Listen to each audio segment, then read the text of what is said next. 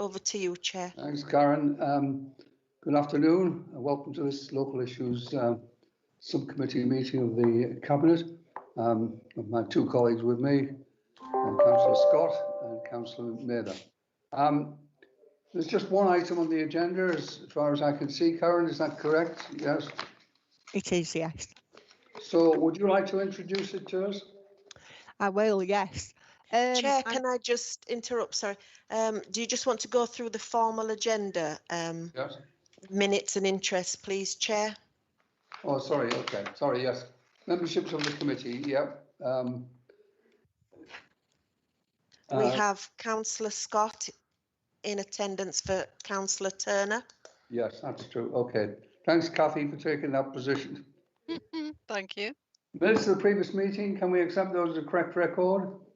Yes, Peter. Are there any interests to declare? None, Chair. The public can attend this meeting, no problems. Are there any deputations or petitions? None received. So really, we can just go to the main items on the agenda, yeah? There are no questions, I presume, from the public? No, Chair. Yes. No, none received. And no questions from members either, Chair. So we have this one item, the traffic regulation number 30, propose keep clear markings, South Parade, Clegheaton. Okay. Karen, can you take it up from there? I can, yes. South Parade is a narrow distributor road with residential and industrial premises on either side of the road. The majority of these properties do not have off-street parking and they tend to all park on the road, or the majority do. Heaton Primary School is in the middle of South Parade. There are a number of existing school keep clear markings around the school as shown on the plan. Has everybody got a copy of the plan? Yeah. Yes. But there are no available pedestrian crossing facilities on the full length of the road for pedestrians wishing to cross from the school to the school from the opposite side of the road, and vice versa. Due to COVID restrictions, traffic movements and parking patterns are not representative of the location at the moment, but previously, and we expect once lockdowns ended, parking will take place directly opposite the entrance to the school, making visibility and access difficult for pedestrians crossing from a well-used footpath from Heaton Avenue. And further down the road, there's an access which leads to a children's play gym and industrial premises, which are also constantly blocked. So to improve the situation, I propose some school keep clear markings with the intention of creating a clear section of road where pedestrians could see vehicles coming up and down the road, and for drivers to be able to see pedestrians waiting to cross, and obviously improve road safety for all road users. During the advertisement, we received one objection from a resident of Highfield Terrace, who stated that the proposals will only relocate that parking onto Highfield Terrace, adding to the traffic problems they already face. There are existing school keep clear markings on one side of Highfield Terrace with small sections of keep clear markings on the opposite side, designed to maintain access to private parking areas and give drivers an opportunity to pull into to let other vehicles pass so that it didn't become totally blocked. Our enforcement team can enforce these restrictions, but with limited resources, we have to rely on the school to help us promote sustainable travel, just to reduce the number of pupils arriving by car and thereby lessen the impact on the highway network.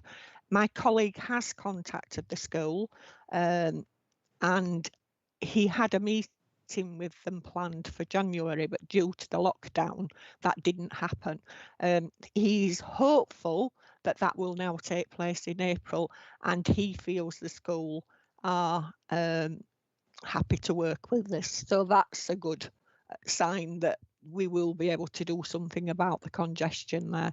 Taking that information into account, we're asking Cabinet Committee Local Issues to consider the benefits to all road users by the provision of the school keep clear markings, and ask that the objection is overruled so that the restrictions can be implemented as advertised and the benefits realised. Thank you. Thanks, Karen.